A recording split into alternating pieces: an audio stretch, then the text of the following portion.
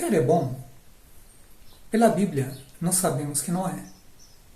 A Bíblia define como o salário do pecado como sendo a morte. E ninguém de nós quer morrer. Agora, por que nós pecamos se nós sabemos que o salário do pecado é a morte e que o pecado não é bom?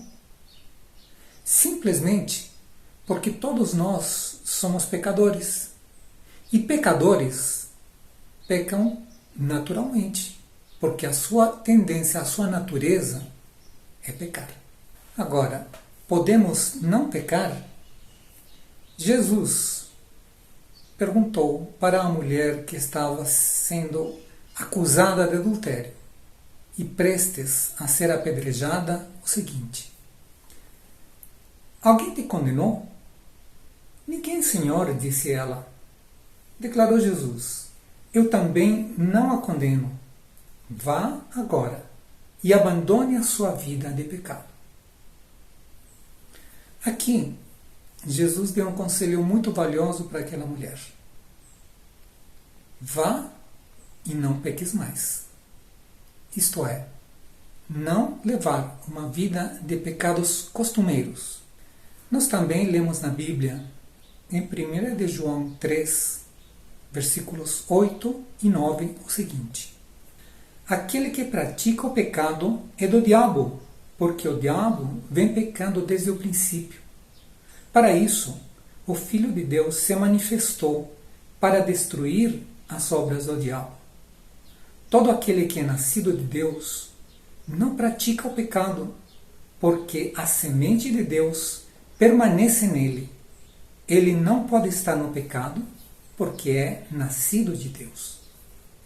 Em Hebreus 10, 26 e 27, diz o seguinte: se continuarmos a pecar deliberadamente, depois que recebemos o conhecimento da verdade, já não resta sacrifício pelos pecados, mas tão somente uma terrível expectativa de juízo e de fogo intenso que consumirá os inimigos de Deus. Agora veremos 7 razões pelas quais não devemos cair em tentação. Número 1. Porque o meu pecado nunca será apenas meu. Sempre vai afetar a todos ao meu redor. Em Gênesis 3,6, a última parte, diz o seguinte: tomou do seu fruto, comeu-o e o deu a seu marido, que comeu também. O pecado, mesmo que secreto, não afeta apenas a mim. Afeta a todos com os quais eu venha a me relacionar. Em 2 Coríntios 2, 14 e 15, diz o seguinte: mas graças a Deus, que sempre nos conduz vitoriosamente em Cristo, por nosso intermédio, exala em todo lugar a fragrância do seu conhecimento. Porque para Deus somos o aroma de Cristo entre os que estão sendo salvos e os que estão perecendo. Quando uma pessoa entra num ambiente e ela está usando o perfume, ela se faz notar, porque o cheiro penetra em todo o ambiente. A mesma coisa acontece quando nós temos algum mau cheiro. Esse mau cheiro, a nossa presença, unicamente a nossa presença, já traz ele consigo. O pecado também é assim. Quando nós estamos em pecado e estamos nos relacionando com pessoas, esse mau cheiro do pecado também contamina todo o ambiente. Por outro lado, se nós estivermos com a presença de Deus, com Cristo no nosso coração, também o nosso perfume abrangerá e alcançará a todas as pessoas que estão perto de nós. Número 2.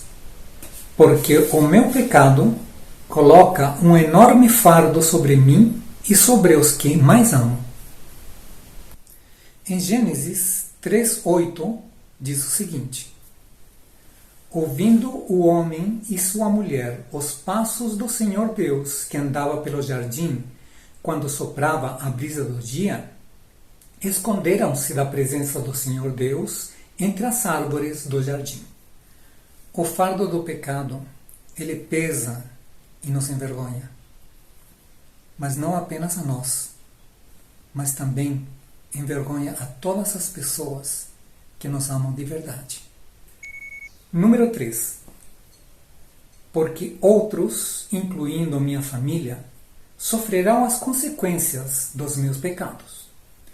Em Gênesis 3, 16 a 19, diz o seguinte: A mulher, ele declarou: multiplicarei grandemente o teu sofrimento na gravidez. Com sofrimento, você dará à luz filhos. Seu desejo será para o seu marido, e ele a dominará. E ao homem declarou: visto que você deu ouvidos à sua mulher e comeu do fruto da árvore da qual eu lhe ordenei que não comesse, maldita é a terra por sua causa. Com sofrimento você se alimentará dela e todos os dias da sua vida. Ela lhe dará espinhos e ervas daninhas, e você terá que alimentar-se das plantas do campo. Com o suor do seu rosto você comerá o seu pão, até que volte à terra, visto que dela foi tirado, porque você é pó, e ao pó voltará. Pelo pecado de Eva, Adão sofreu. Pelo pecado de Adão e Eva, os seus filhos sofreram. E todos os seus descendentes, até nós. Pelo meu pecado, os meus queridos sofrem.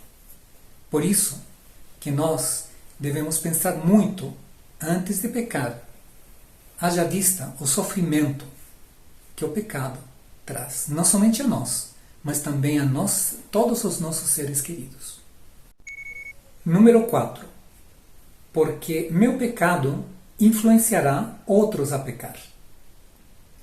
Em Romanos 5,19 diz o seguinte: logo, assim como por meio da desobediência de um só homem muitos foram feitos pecadores, assim também por meio da obediência de um único homem muitos serão feitos justos. A influência de Eva levou Adão a pecar.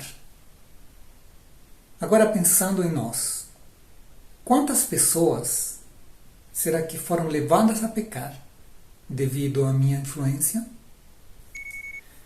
Número 5.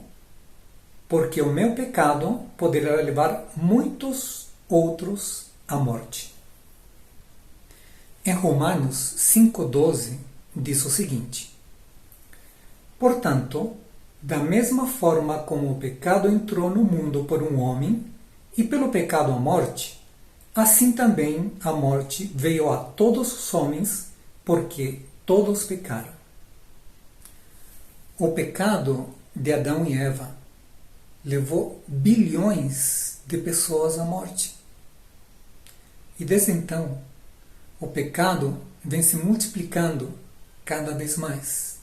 E cada vez mais pessoas são levadas à morte. Muitas vezes, pelo meu pecado e pelo meu comportamento, eu posso estar levando e conduzindo pessoas à morte também. Nós devemos evitar isso. Número 6. Porque um pequeno pecado é o primeiro passo para pecados maiores. Um pouco de levedura leveda toda a massa, segundo está escrito em Gálatas 5,9. Um pequeno pecado pode levar a pecados maiores. Muitas vezes o pecado é minimizado. A serpente, no Éden, falou para Eva assim: certamente não morrereis. E nós vemos que hoje o pecado e a morte reinam no mundo.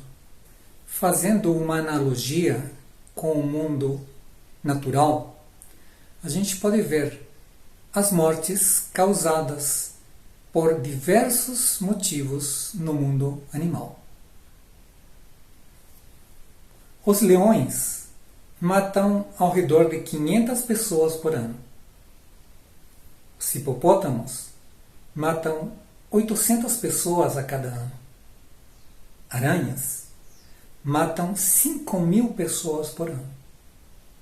Escorpiões matam 7.000 pessoas por ano. Cobras matam 10.000 pessoas por ano. Já os mosquitos matam 2.700.000 pessoas por ano. Muitas pessoas não dariam muita importância a um pequeno inseto, mas ele é o mais mortal da lista que nós citamos. Número 7. Porque o pecado traz um prazer momentâneo, mas a perda é eterna. Em Gênesis 3:6, última parte, diz o seguinte: Quando a mulher viu que a árvore parecia agradável ao paladar e era atraente aos olhos, e além disso, desejável para dela se obter conhecimento, tomou do seu fruto, comeu e o deu a seu marido, que comeu também.